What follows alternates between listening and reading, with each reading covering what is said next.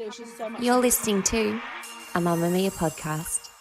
Mamamia acknowledges the traditional owners of land and waters that this podcast is recorded on.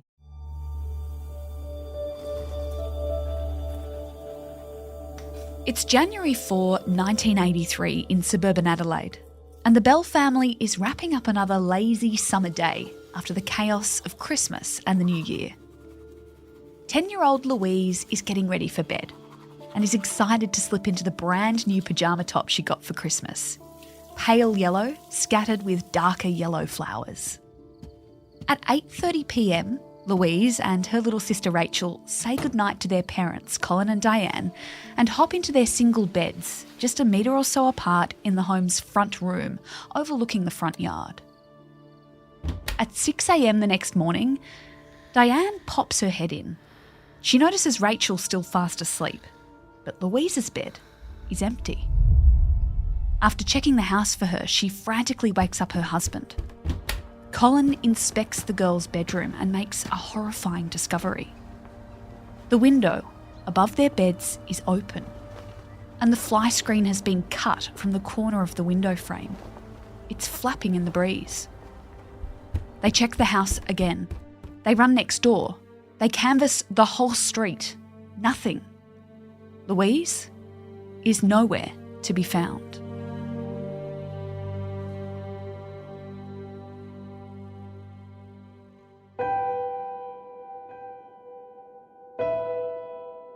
I'm Gemma Barth, and this is True Crime Conversations, a Mamamia podcast exploring the world's most notorious crimes by speaking to the people who know the most about them. The disappearance and subsequent murder of Louise Bell is a crime that shocked and niggled at Australians for 30 years as they waited for answers. How could a young girl, tucked up in her bed in a safe suburban neighbourhood, just go missing in the middle of the night? It was the kind of thing parents have nightmares about, and here it was happening in real life. A man was originally convicted for her abduction and murder, but several months later, his sentence was overturned. And once again, Adelaideans were left to live with the uncomfortable reality that there was a killer still at large. In 1989, a 10-year-old boy called Michael Black was abducted and murdered about an hour away from Louise Bell's home. The man responsible for that, an Adelaide high school teacher, was sentenced to 38 years behind bars. It took 30 years and advances in DNA technology to prove that the same man was responsible for the murder of Louise. It was a highly anticipated trial that started in 2015 and ended in 2016, one that delivered more than a few surprises. Our guest today, Candice Prosser, followed it closely for the ABC. She joins us now.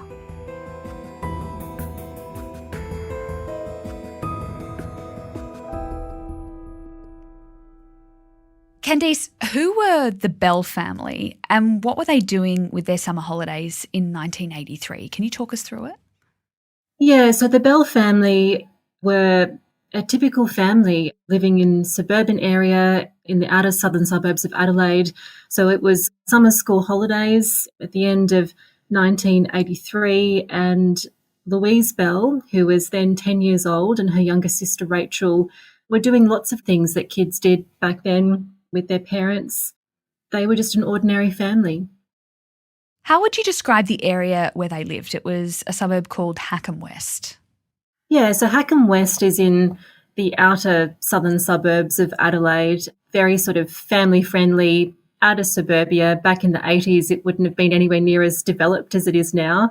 And the Bells lived in, a very typical little family house in that area. It was blonde brick and had like an open front lawn. The sisters shared a bedroom and their parents were just next door in the next room. So a very sort of suburban area with lots of families that was a bit further out of Adelaide. And the way the house was kind of orientated, the girls' bedroom was right at the front of the house. So was it shown from the road, or how obvious was it?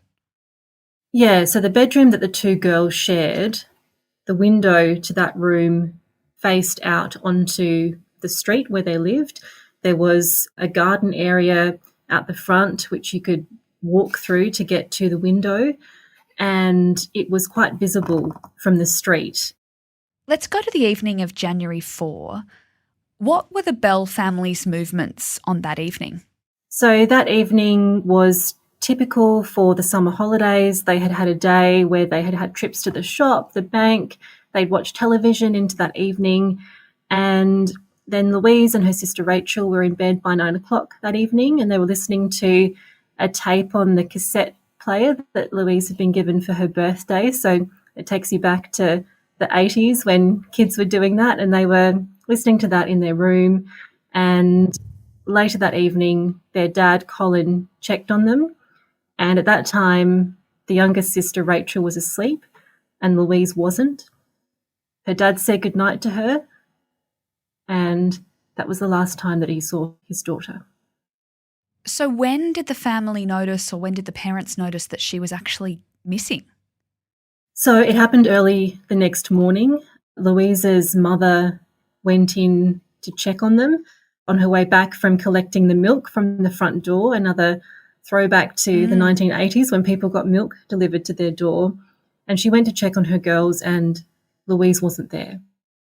So I'm assuming she, at first, might have thought, oh, she's gone to the TV, or she's having breakfast, or do we know what the movements of the morning were, trying to find her? It was immediately obvious that something bad had happened. Right. And Louise Bell's parents immediately started looking for her. Her dad ran the streets. He looked in nearby pools. He ran down to the school. They were frantically searching for their daughter, and the police were called, and they arrived there early that morning too. Was there anything that sparked their worry? Was there anything suspicious in the room that the parents noticed? Yes. So first of all, it was very unusual. They knew something was wrong. Their daughter wouldn't just leave like that and go missing. That morning, they noticed that the window in the girls' room had been opened more than it had been the previous night. There had been some damage to the fly screen of that window prior to this crime. On the morning of her disappearance, the parents noticed that that fly screen damage was greater, that the hole had been widened, and the window was also more open than it had been the night before. So this was clearly during summer in Adelaide. It would have been hot. The window was left open a crack during the night, and in the morning it was clear that that window had been interfered with in some way. Had any of the family heard anything? Obviously, Rachel was sleeping right next to her and the parents were sleeping in the next room. So had anyone heard a rustle or her getting up in the middle of the night? This is one of the mysteries of this case that I don't think we will ever know the answer to. How this little girl was taken from her bedroom, sleeping right next to her sister, a thin wall dividing their room from their parents' room. We can't say how that happened. The prosecution said that it was likely that Louise was enticed out of her room, that any kind of forced abduction would have surely woken her family up. And we will never know, unfortunately, many answers to this very sad case, and that's one of them. In his judgment, the judge did say that there were so many tantalising gaps in the evidence that he couldn't answer. He couldn't make findings about that, and he couldn't make a finding about how Louise was abducted. But he did say that the prosecution scenario that she was lured out of her bedroom was probably the most likely scenario. It's really hard to wrap your head around how it could have happened when she was sleeping so close to her family members. You said that the police were called quite quickly after the family woke up, realised she wasn't there. How big of a search are we talking? How quickly did the authorities rally, and what did that look like? So this was a huge investigation on an unprecedented scale. It was enormous, and straight away there was a large-scale search. During the investigation, police door-knocked 2,500 homes in the area, and they interviewed 8,000 people. So this was all over the news. Everyone knew about the Louise Bell disappearance, and yet decades went by without any real answers. Can you describe Louise? How was she referred to in media reports at the time? I'm just having a look here at the photograph that was sent out at the time that we've used over and over again of this beautiful, happy, smiling little girl. Louise was a schoolgirl. She's got short brown hair with a little fringe. That's a photo that so many South Australians and Australians will be familiar with. And at the time of her abduction, she was wearing her little yellow pajama top, which would prove to be crucial later on in the case. And everyone was searching for Louise. Police, the public, rewards were offered. Everyone knew about this case and everyone was trying to find this little girl. It was unthinkable that a little girl could be taken from her own bedroom. Did her parents, because it's quite common when someone goes missing that the family members might get up and kind of do a bit of an appeal. Did that happen? Did the parents kind of feel comfortable doing that? I don't think they did. What I'll say is that clearly Louise Bell's parents have been deeply traumatised by what happened, and they've been a very private family, understandably. They found the media focus and attention incredibly difficult while dealing with the unimaginable trauma of having your child abducted. Over the years, we've heard very little from the Bell family directly, and they've kept very private, and their grief is very private, which the media has respected because this has been an enduring nightmare for them for decades now. There were some rewards announced early on. So it was, a $5,000 reward, and then it actually got increased to $15,000 because some good Samaritans decided to help boost the figure. I guess that kind of shows how invested the community was in this little girl. Did it kind of really stop Adelaide and South Australia at the time?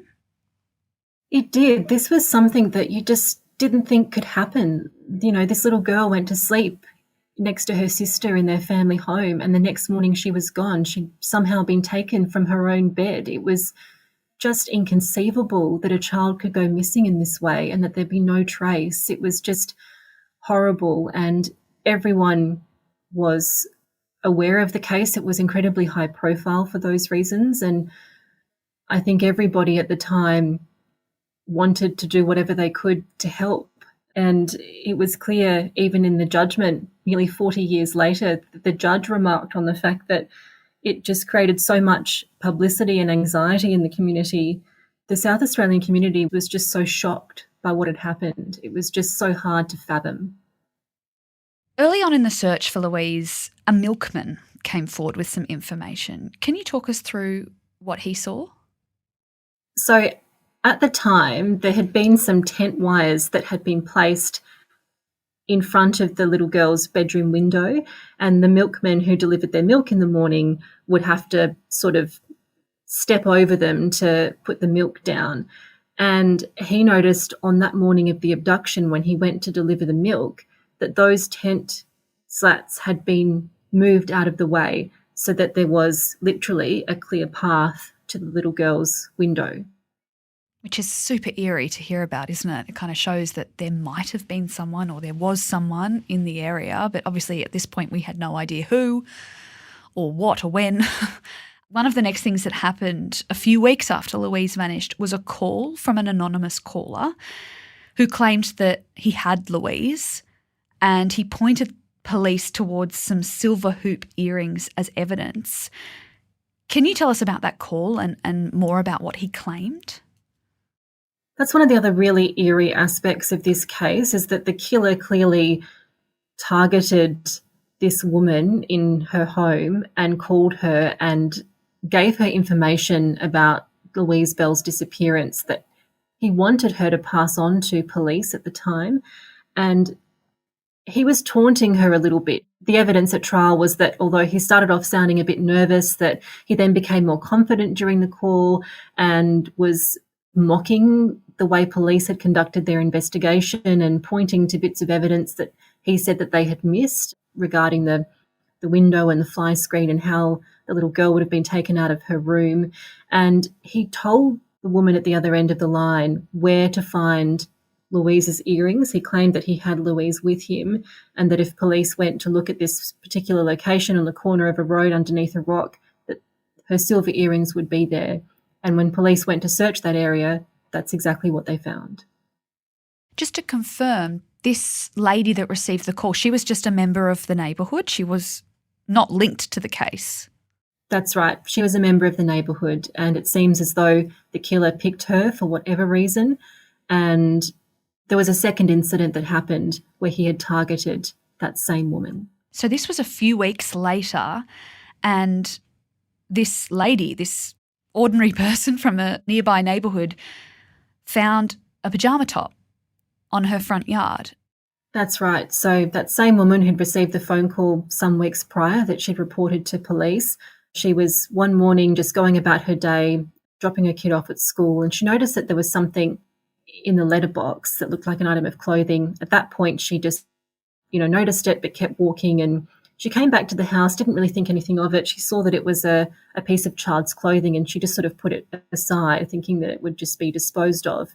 And at some point during that day, she got the thought that Louise Bell was wearing pyjamas when she went missing, and she went back and looked at this pyjama top, and that would have been a very disturbing moment when this woman realised that this was probably linked to the case. And so she called police. They came and seized that pyjama top, and that pyjama top became crucial to the conviction that happened nearly 40 years later. What state was the pyjama top in? Was it wrecked in any way? Was it dirty? Yeah, so there's scientific evidence that the pyjama top had been submerged in the Onkaparinga River. The Onkaparinga was the river that ran through that area of Adelaide, and there was evidence that was very specific to that particular river, that they could pinpoint that it had been there. And there was also evidence that after it had been in the river, it had been rinsed. And it also had some cuts down the sides of it. When did police turn their attention to a man called Raymond John Giesing?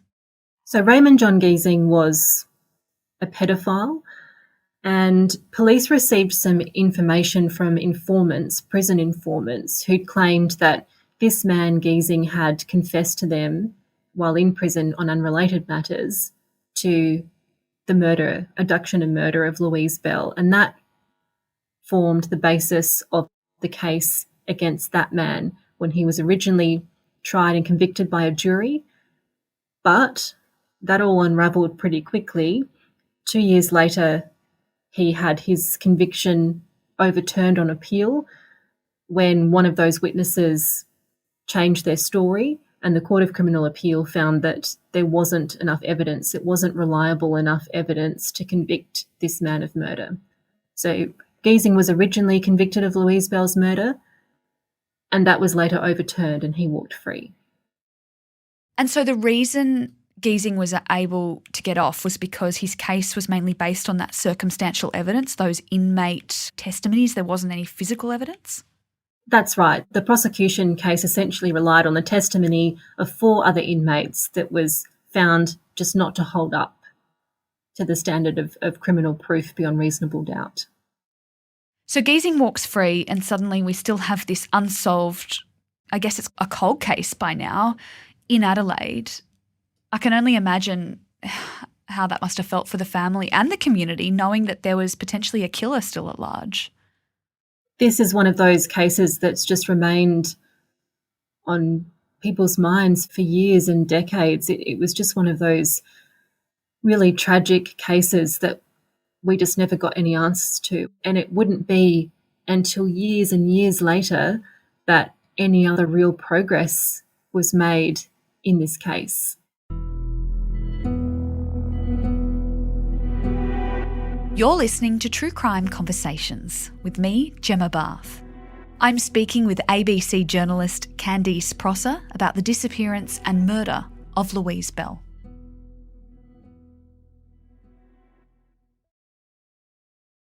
In 1989, so this is quite a few years after Louise went missing, there was a new potential lead that emerged. A man named Dieter Pfennig. Can you tell us about him and what he did that year that helped police understand who he was and how he could potentially be linked to Louise? So in that year, and that was obviously a few years after Louise Bell's disappearance, a little 10-year-old boy called Michael Black was murdered, and his body has also never been found.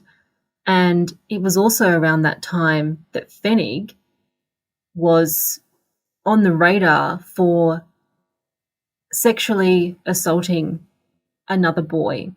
So Pfennig was now well and truly in the sights of police, and he was convicted of murdering Michael Black and sexually abusing the other boy. He was then sentenced to life in prison with a very long non-parole period. So Pfennig is behind bars, accused of these other horrific crimes, and police are kind of trying to work out whether he might have been involved in Louise Bell's murder as well. Did they have any links to go off? Did he have anything to do with that family at all? He did. Dieter Pfennig, who at the time that Louise disappeared, he was 34 years old. He was a teacher. He had 2 daughters. One of them was in the same year as Louise Bell, and they were in the same school. He lived just a couple of streets away from the Bell family, and he was known in that community. He was someone who was seen as highly intelligent. He was born in Germany and had a slight German accent, which was one of the other aspects that became part of the circumstantial case against him, with some of the eyewitnesses that were called to give evidence many, many years later about what they saw and observed. But Pfennig was a teacher. He was a dad, and he was known to that community, and he would have gained the trust of lots of families. Is it that there just wasn't enough evidence at the time in 1989 or in the years around then to charge him or bring him in or do anything? It was just these, I wouldn't call them rumours, but I guess allegations, but they couldn't really lead to a charge. It was really hard to pinpoint any direct evidence to the Louise Bell case until police reviewed the cold case, and a detective took over that in 2009 and started a review of all the evidence which had been sort of stored in various exhibits in boxes that had been stored away since the early 80s. And the evidence that had been stored away included Louise's pyjama top. That was the pyjama top that had been left at the woman's address.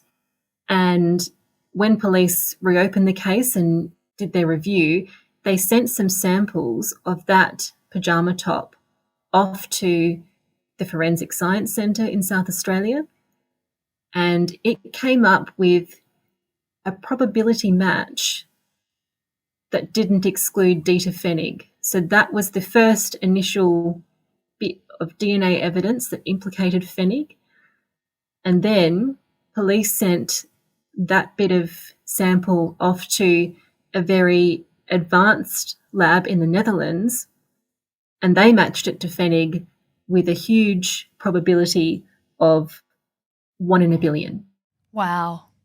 So that's basically implicating him straight away. There's no getting around DNA. You can't fake DNA. That's right. So at 9:30 a.m. on Tuesday the 19th of November in 2013, which is almost 3 decades after Louise's parents woke up to find her missing from her bed, Pfennig was arrested and charged with the murder of Louise Bell, based on that DNA link. So did Pfennig have an alibi for the night Louise disappeared? So at the time of the murder, just beforehand, Pfennig and his family had been on a holiday, a canoeing marathon, and Pfennig had actually returned home by himself before his wife and daughters, and was living back at the family home just a couple of streets away from Louise at the time of the abduction. But there was evidence that he had kept the curtains shut and didn't want anyone to know that he was home. And in fact, his next door neighbour, who'd been watering his lawn while he was away, continued to do so after we now know that he was at home. So when police did that initial huge door-knocking effort. There was no record that there was an answer at the Fennig house, and his next-door neighbour, who'd been watering his lawn for him while he was away and continued to do so after the evidence now shows he was back home, told police that the Fennig family wasn't there. And we now, of course, know that he was there by himself. And there was evidence that later on, when his next-door neighbour saw him, Fennig had said comments along the line of, well, there goes my alibi, which the neighbour at the time took as a joke. You were there, you sat in the courtroom as he went on trial. How did you find that experience? What was that trial like? It was actually quite a long trial, wasn't it?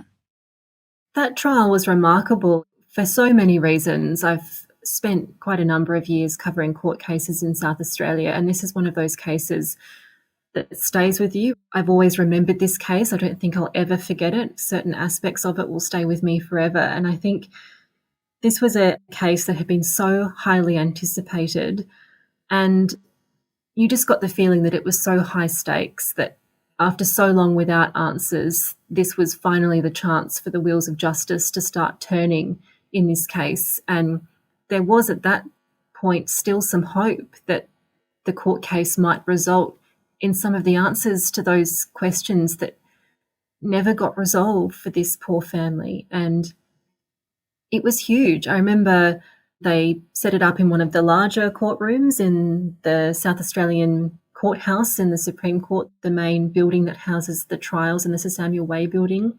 And there was so much interest. Lots of detectives who had worked on the cases over the years were there. There was a huge prosecution team and defence team, and it was a huge trial. Fennig elected to be tried by a judge alone without a jury, which sort of allowed the case to run on as long as it did. One of the reasons the trial went for so long was because there was a medical emergency. What was that? Yeah, so partway through the trial, the whole thing looked at one point as if it could completely derail because Fennig suffered a medical episode. He had an issue with his heart, and he was taken to hospital and was in an induced coma and had to have heart surgery. So the trial at that point was paused, and a few weeks later, once he'd recovered from that surgery, the trial resumed, which is one of the many unusual aspects of this case over this months-long ordeal of this trial. And there was also quite remarkable aspects of the evidence. So Fennig actually challenged the validity of the DNA evidence, and that in itself is so rare to see. I mean, people just don't challenge DNA evidence. They might try and explain away some sort of more innocent explanation about how the DNA got there, but it's very rare to actually mount a challenge against the scientific process of getting the DNA evidence. And that's exactly what Fennig's legal team did.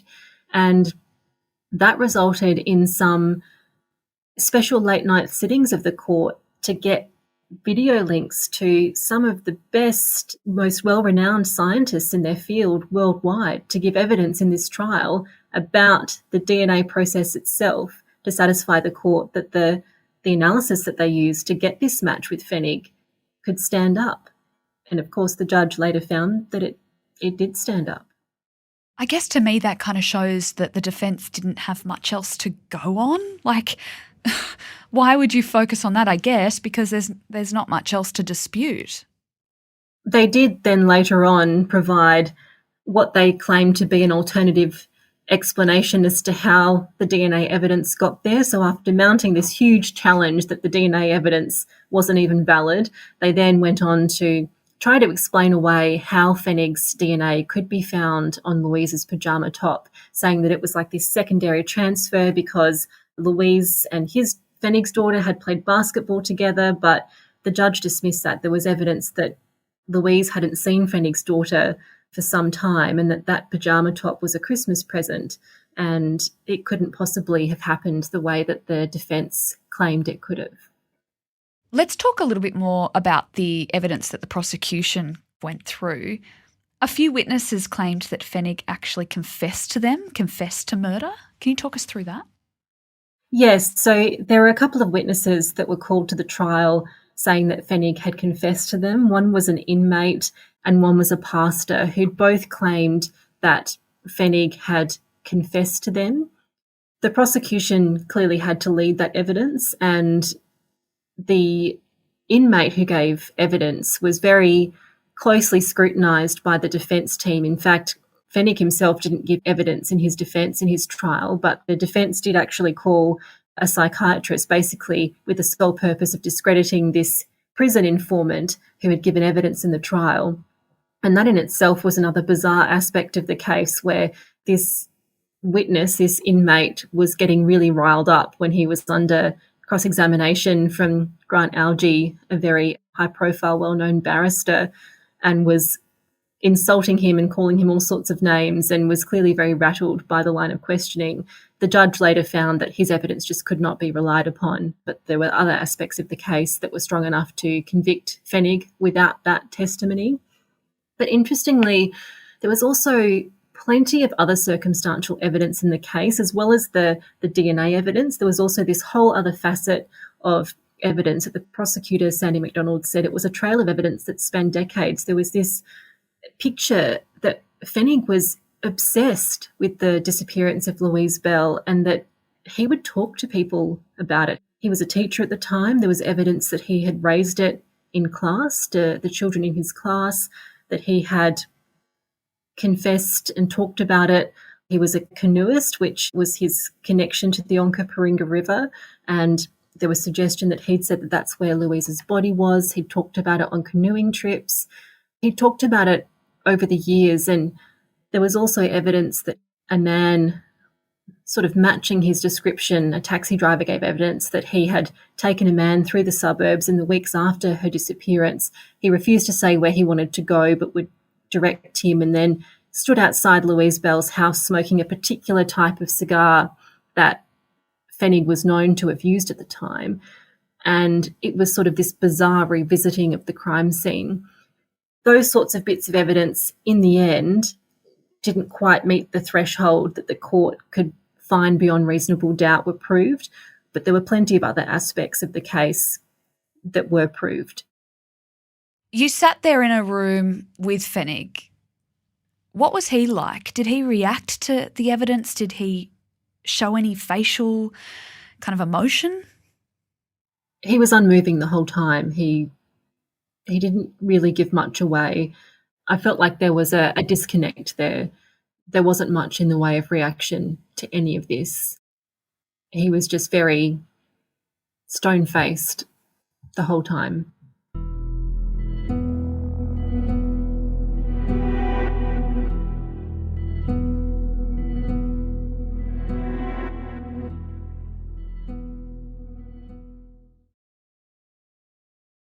Were the prosecution able to paint a picture of what he did, of what happened, of how he did it and where he might have left Louise? Unfortunately, those are the things that the prosecution simply couldn't tell the court, and at the end of the day, the judge simply couldn't find, other than the theory that Louise was somehow lured out of her bedroom by someone she knew, someone she trusted, a dad, a teacher. Fenwick matched that description. There was no other explanation as to how Louise could have been abducted in those circumstances without anyone knowing. It was just so difficult to answer some of the enduring questions that remain about this case. And at the end of the day, the prosecution couldn't do that. The court couldn't do that. So there are many aspects of the case that I don't think we'll ever know the answer to, about what happened when Louise was taken, how she was murdered, when she was murdered. But at the end of the day, the judge found that he was satisfied beyond reasonable doubt that it was Fenwick, and he didn't need to answer those specific questions in order to make his finding. I just wanted to ask you quickly about that anonymous call that we spoke about earlier. Was the court able to ascertain that that was him that called, and why he might have made a call like that? Yeah, the judge found that it was the killer who made that call. And as to why, that's one of the other questions that we'll never really know the answer to. What goes on in a killer's mind, a deranged person's mind, someone who would take a child and kill them? Other than perhaps there was some perverted attention that he was getting from speaking about the case and seeing police get led to evidence that he had left for them. He was taunting police. That's what he was trying to do through this third party. That's the only explanation you can think as to why he would do that. That over the years, this obsession with the Louise Bell case, he wanted to talk about it. He wanted to seek that perverse gratification from talking about the case. One can only assume that was part of the motivation for making the phone call. He was convicted of murder, finally, in July 2016. Were you in the courtroom for that? Were you sitting there when that happened? I was.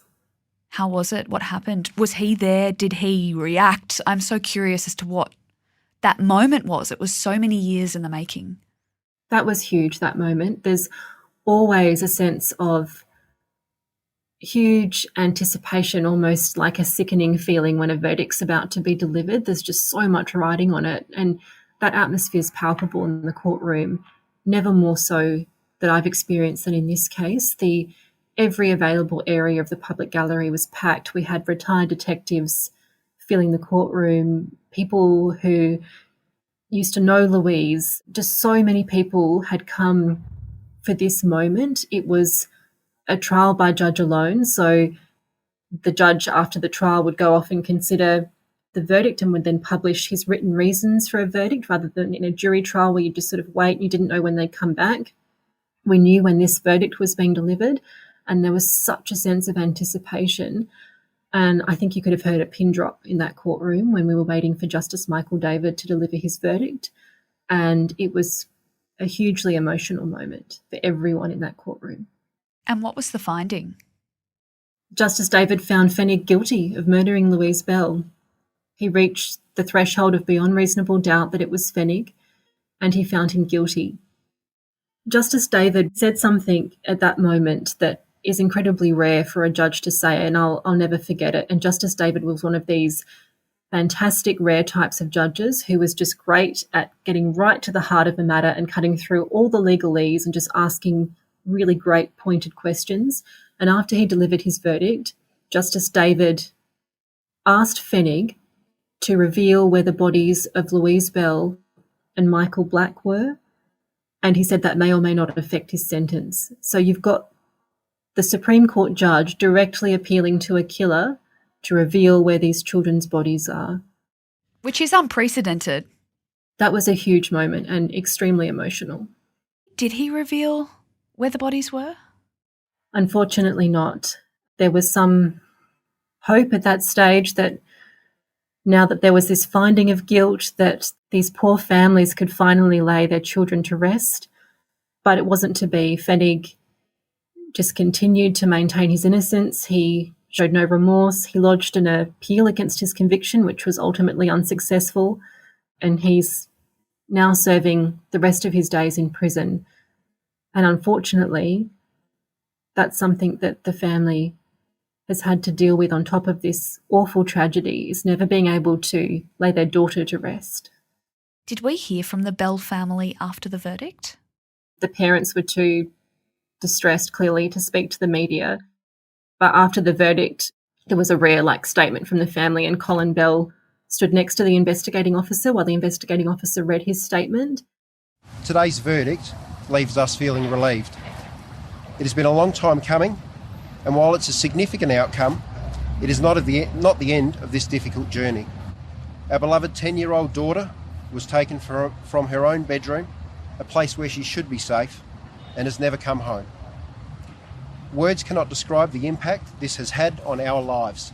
Today is the culmination of our struggles to find answers for Louise. That is what makes today's decision so important. It is a small victory for Louise. We still want to be able to lay Louise to rest. It was a really moving moment, but again, the family's very private. They understandably don't want to speak about their grief publicly, and in fact, they declined to give a victim impact statement as part of the sentencing process because the court couldn't guarantee that it wouldn't be published in the media. And in that statement, he thanked police, and as he stood next to the detective who was reading that statement, you just can't help but feel heartbroken for this man who's mourning the loss of his daughter after so many years. Sorry, I get a bit emotional, actually. No, you're right. Being in those courtrooms, I've done that. I've been at a sentence and it's really hard, especially because you're often sitting beside or behind family. Yeah, it's one of those emotional things that I think at the time when I covered this case, I really remember it really got to me, as it does with everyone. It's just, you just can't help but think about this little girl and her poor family and what they've been through. And since covering that case, I've become a mum myself. And yeah, it's really hard to think about what that family's gone through. I'll always remember Louise's dad, Colin Bell, just the trauma that he's been through, and he's clearly still extremely affected by it. And yeah, it's heartbreaking. You can really see it written all over his face, and I really feel for him and for all of Louise's family, and I think we all did, all the detectives, all the journalists, everyone who'd been involved in that case. Just so many heartbreaking aspects of it that you can just never give this family the answers that they deserve.